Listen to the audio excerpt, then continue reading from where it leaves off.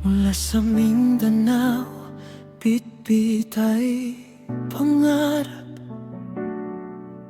Sapatos na putpod at pusong tapat. Pangalan niya'y Rene, simpleng binata, naisiyahon sa hirap ang ina at ama.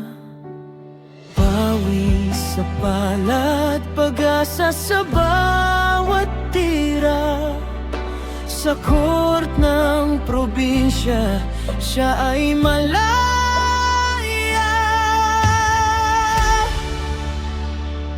Lumipad palungsod sa sikat na pamantasan. Akala niya'y patas ang laro sa malaking larangan. Ngunit iba ang tingin sa tulad niyang mahirap. Laging kinukutya, tinatawanan ng pangarap. Sa loob ng court siya'y hari, sa labas siya'y hamak. Isang dayong ang tanging baon ay ang lakas at galak. O Rene, tumalbog ang bola palabas ng linya. Ang pangarap mong ginto nauwi sa luha. Pinagtulungan sa dilim ng mga mapagmataas. Binawian ng buhay ng mga kamay na marahas. Sikat na paaralan, ngunit nasan ang sagot? Katarungan ba'y nabibili lang ng pera at takot? Sa isang eskinita ng malaking universidad, walang kalaban-laban, inagaw ang kanyang edad.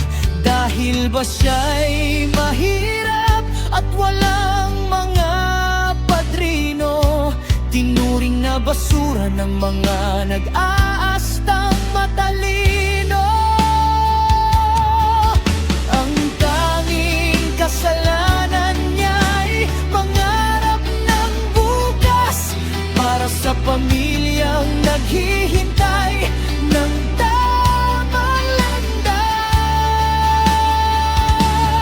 Bumuho ang mundo ng naiwang pamilya. Kabaong na lang ang inuwi pabalik ng probinsya.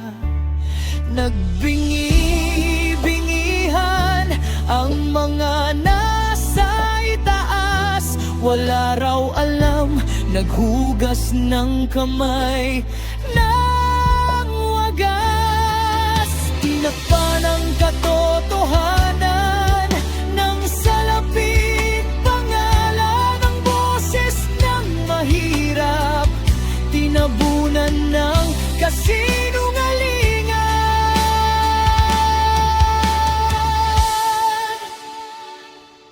O Rene, tumalbog ang bola palabas ng linya. Ang pangarap mong ginto nauwi sa luha. Pinagtulungan sa dilim ng mga mapagmataas. Binawian ng buhay ng mga kamay na marahas. Sikat na paaralan, ngunit nasan ang sagot? Katarungan ba'y nabibili lang ng pera at takot?